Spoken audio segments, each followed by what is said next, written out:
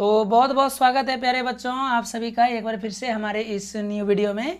प्यारे बच्चों आप हमारे साथ एक बार फिर से जुड़े, हमें बहुत खुशी हो रही है। प्यारे बच्चों आज हम क्लास 10 वाले बच्चों के लिए लेकर के आए हैं आपके मैथमेटिक्स सब्जेक्ट के द्विघात समीकरण को। बच्चों हम इस चैप्टर को आज यहाँ पे स्टार्ट करने वाले हैं, इसलिए बच्चों आप इस वीडियो को अच्छे से देखिए बच्चों, क्योंकि इस चैप्टर से भी बच्चों आपके ऑब्जेक्टिव से क्वेश्चन जरूर पूछे जाते हैं। तो बच्चों आप यहाँ पे इसको ध्यान से समझिए ताकि आपका जो ऑब्जेक्टिव यदि एग्जाम में आता है तो आप उसे 100% सॉल्व कर पाएंगे। ठीक है बच्चों, तो द्विघात समीकरण का बच्चों यहाँ से जो है आपका स्टार्टिंग होने वाला है। बच्चों इस चैप्टर में आपको ध्यान से समझना है, बहुत ही आसान चैप्टर है बच्चों। हम आपको यदि यहाँ पे समझा दें तो आपको कंफर्म समझ में आ जाएगा बच्चों। ठीक है, तो देखिए बच्चों सबसे पहले 4.1 एक्सरसाइज जो है चैप्टर आपका एक्सरसाइज, इसमें क्या कहा है बच्चों की जांच कीजिए कि क्या निम्न द्विघात समीकरण है। मतलब बच्चों यहाँ पे नीचे जो आपको ये जो इक्वेशन दिया हुआ है आपको ये बताना है बच्चों ये क्वेश्चन में कि ये द्विघात समीकरण है या नहीं है। तो प्यारे बच्चों आप सबसे पहले ये तो समझिए द्विघात समीकरण है क्या। तो इसलिए बच्चों आपको यहाँ पे हम समझा रहे हैं। देखिए द्विघात समीकरण सबसे पहले क्या होगा बच्चों, ऐसा समीकरण, ध्यान से समझिएगा बच्चों, ऐसा समीकरण जिसपे अधिकतम घात 2 हो। अधिकतम घात कितना होना चाहिए बच्चों, 2 होना चाहिए। ठीक है, और साथ में बच्चों वो ax² + bx + c के व्यापक रूप को संतुष्ट करता हो, जहाँ पे a का मान 0 कभी नहीं होनी चाहिए। इतना कंडीशन बच्चों अगर मिल गया तो वो द्विघात समीकरण होगा। तो अब आपको बच्चों लग रहा है सर इतना बात कैसे याद रखेंगे, तो बच्चों आप ध्यान से समझिए, हम आपको याद करवा देते हैं। जैसे हम आपको यहाँ पे एक एग्जाम्पल दे रहे हैं प्यारे बच्चों, ध्यान से समझिएगा। जैसे हम यहाँ पे कुछ लिख देते हैं कि 2x² है प्लस है बच्चों 3x है प्लस है बच्चों 4। यहाँ पे आप ध्यान से देखिए बच्चों, तो ये देखिए x² के फॉर्म में है हमारा, यहाँ पे x है यहाँ पे c है। बच्चों याद रखिएगा c जो रहता है बच्चों ये हमेशा अकेले रहेगा, ठीक है ना। ये हमेशा बच्चों कोई ना कोई संख्या के साथ में रहता है, लेकिन बच्चों यहाँ जो होगा ये 2 डिजिट जो होगा बच्चों इसके साथ में अंग्रेजी का कोई संख्या जुड़ा होगा, चाहे वो ABCDEFGHXYZMN कुछ भी हो सकता है बच्चों, लेकिन C बच्चों हमेशा सिर्फ अकेले एक अंक के साथ में रहेगा। ठीक है ना। अब जैसे यहाँ पे देखिए बच्चों, यहाँ पे हमारा 2x² है, मतलब x² आ गया है, और a का वैल्यू क्या है प्यारे बच्चों 2 है। ठीक है, प्लस है, यहाँ भी प्लस है बच्चों, यहाँ पे x है, तो ये देखिए बच्चों हमारा x मिल गया है। और b का वैल्यू क्या है प्यारे बच्चों, तो b का वैल्यू 3 है। यहाँ बच्चों c है, तो c हम आपको बोले अकेले रहेगा, तो ये बच्चों सिर्फ देखिए यहाँ पे 4 के साथ में ही है, इसके साथ ना तो a है ना b है ना c है, कुछ भी नहीं है बच्चों। तो याद रखना है c का मान हमेशा क्या रहता है बच्चों, अकेले रहता है। ठीक है, इसके साथ में कोई भी ABCD की डिजिट जुड़ी हुई नहीं रहती है। ठीक है, तो ये जो बच्चों हमारा कहलाएगा ये हमारा द्विघात समीकरण कहलाएगा, क्योंकि पहली बात तो ये इसको संतुष्ट कर दिया। दूसरी बात बच्चों इस पे अधिकतम घात देखिए तो यहाँ पे 2 ही है।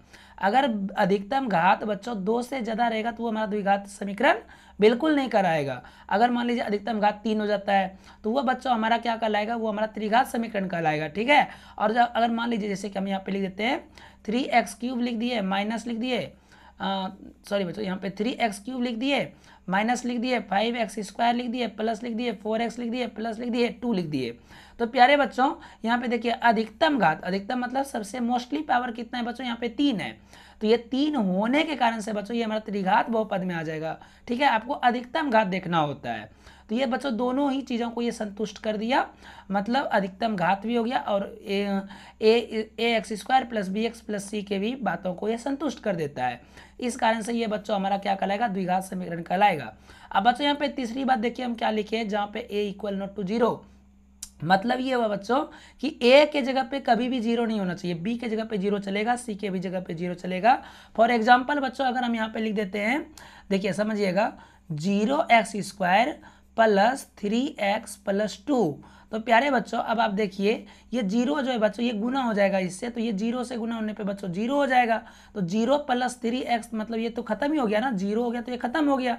अब बच्चों ये हो जाएगा 3x + 2 बचेगा। तो बच्चों इस पे अधिकतम घात कहाँ आया हमारा 2, इस कारण से बच्चों जब a के जगह पे 0 हो जाता है तो ये हमारा द्विघात बहुपद बिल्कुल नहीं होता है। लेकिन अगर बच्चों हम इसके जगह पे b के जगह पे बच्चों अगर हम 0 रख दें, जैसे मान लीजिए हम यहाँ पे लिख देते हैं 5x² + 0x +4। तो प्यारे बच्चों यहाँ पे देखिए 5x² ये हो जाएगा हमारा, 0 को x से गुना करने पे बच्चों 0 हो जाएगा, तो 0 छोड़ देते हैं हम, प्लस यहाँ पे बचा जाएगा हमारा 4। तो प्यारे बच्चों ये हमारा ये वाला वैल्यू खत्म हुआ, बट हमारा यहाँ पे अधिकतम घात तो 2 आ गया ना, इस कारण से हमारा द्विघात बहुपद द्विघात समीकरण बच्चों ये हमारा कहलाएगा। तो आपको इतना सा समझ में आ गया होगा बच्चों कि किसको हम लोग द्विघात समीकरण कहेंगे और किसको बच्चों हम लोग द्विघात समीकरण नहीं कहेंगे, ठीक है ना। तो आपको याद रखना है अधिकतम घात 2 होनी चाहिए और वो इस बातों को संतुष्ट करे, साथ में बच्चों a का मान कभी भी 0 नहीं होनी चाहिए। अब बच्चों जब आप इतना कुछ समझ गए हैं तो आपका समझिए 4.1 एक्सरसाइज अब 50% बच्चों आपका खत्म हो गया है।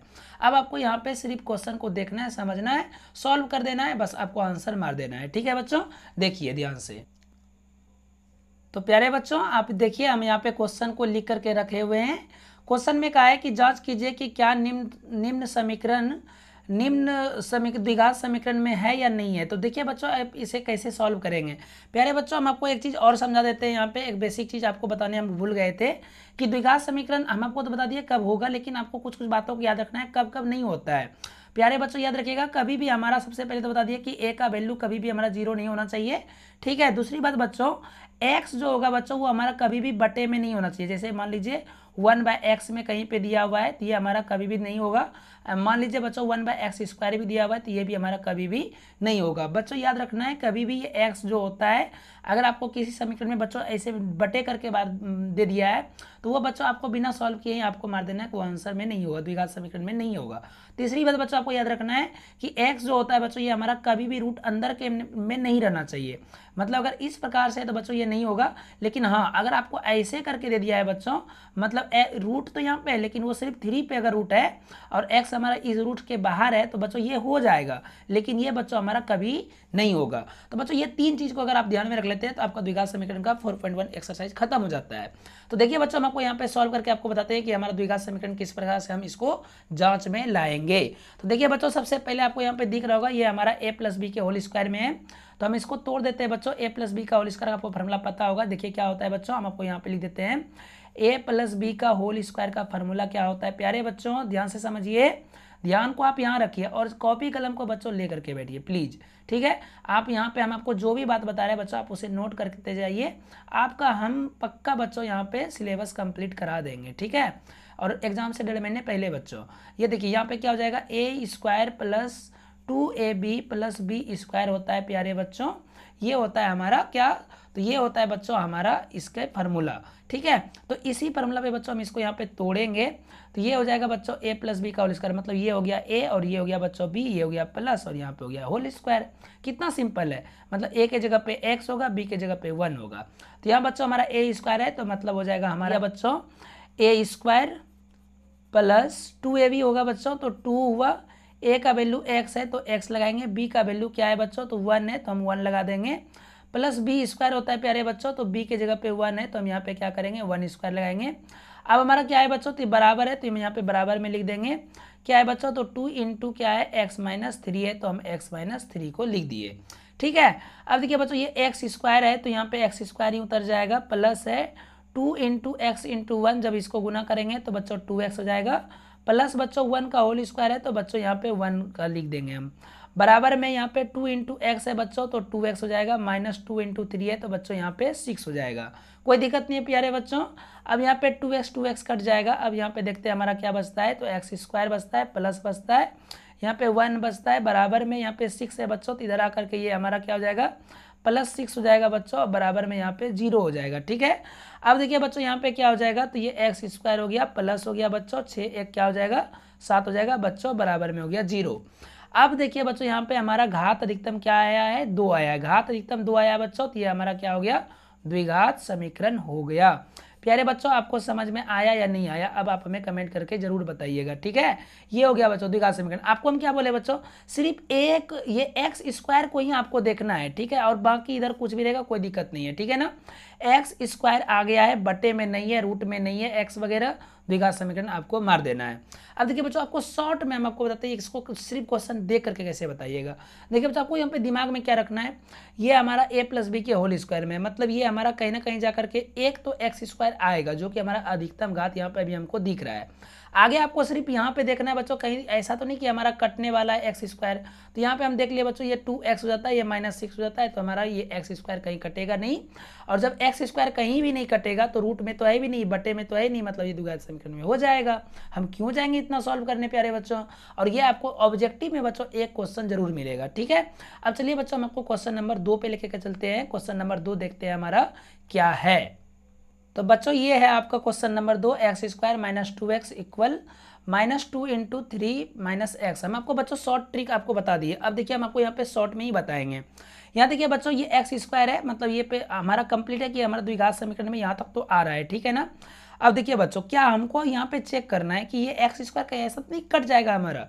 तो देखिए बच्चों, यहाँ पे क्या है कि ये -2 × 3 कर देंगे तो -6 हो जाएगा, और ये माइनस माइनस हो जाएगा प्लस, और 2 × x कर देंगे तो जाएगा बच्चों x। तो क्या हमारा एक्स स्क्वायर कहीं कटा? बिल्कुल नहीं कटा बच्चों। ये एक्स स्क्वायर का एक्स स्क्वायर तो हमारा रह ही जाता है। कहाँ कट रहा है? जब नहीं कट रहा है बच्चों, तो एक्स स्क्वायर हमारा अधिकतम घात होगा, और ये बच्चों हमारा क्या कहला जाएगा? द्विघात समीकरण कहलाएगा। आपको सिर्फ एक्स स्क्वायर पे ध्यान देना है।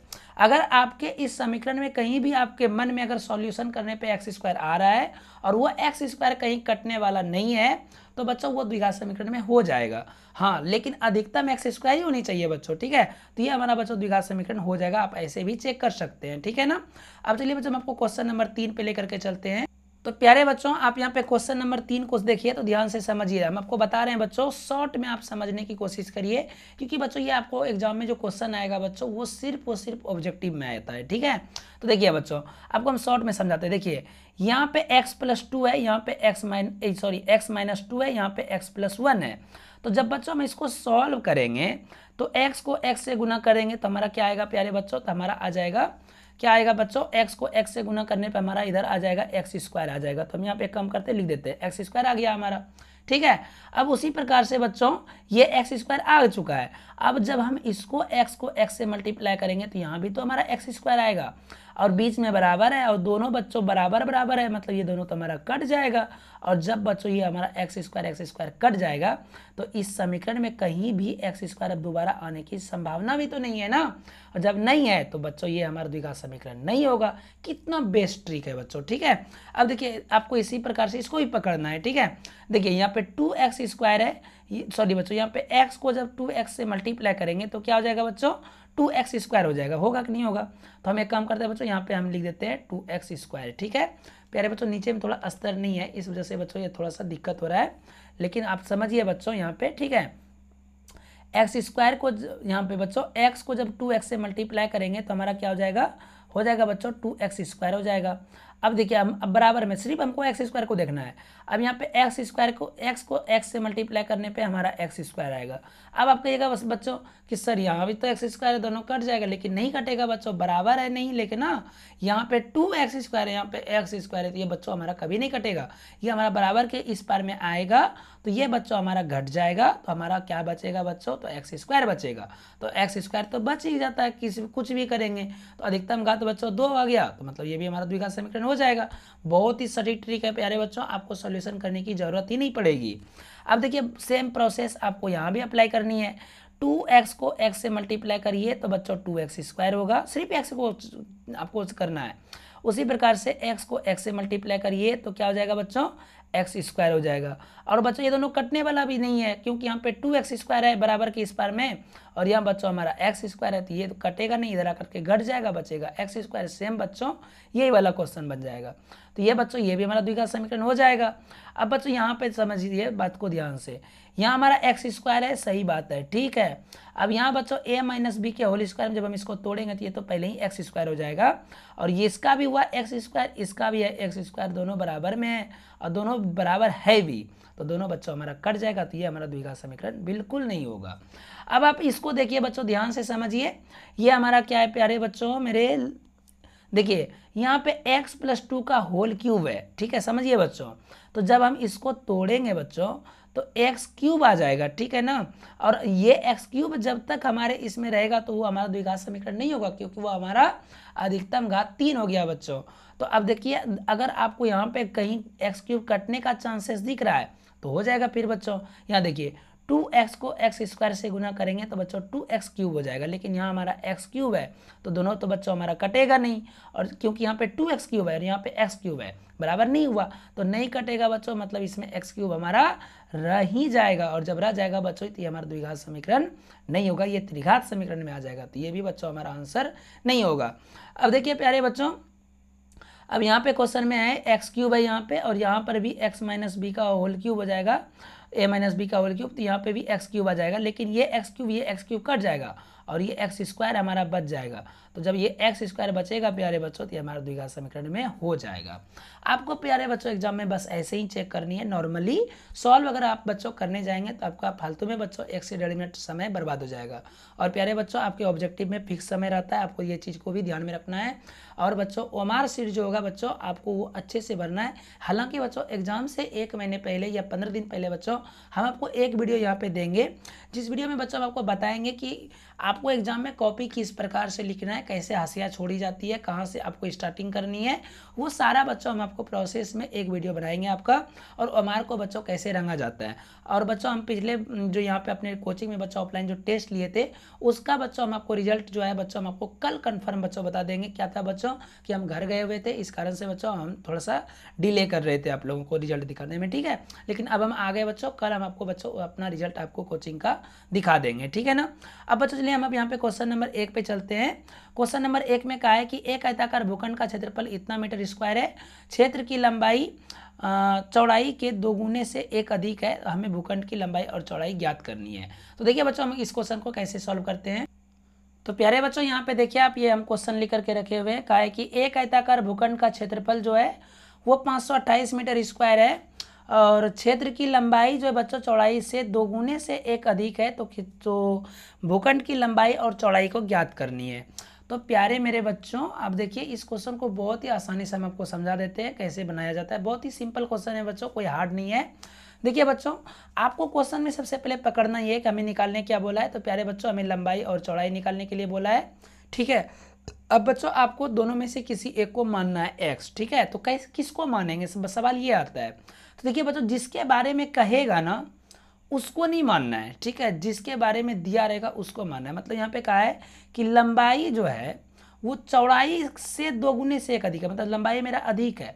कहा है किसके बारे में, चौड़ाई के बारे में कहा है, ठीक है ना, कि चौड़ाई मतलब सॉरी लंबाई के बारे में कहा है, ठीक है। तुलना किससे किया है बच्चों, चौड़ाई से किया है। तो जिससे तुलना करेगा उसी को मानना होता है प्यारे बच्चों। तो हम यहाँ पे सबसे पहले क्या करेंगे, मान लेंगे। क्या करेंगे प्यारे बच्चों, मान लेंगे।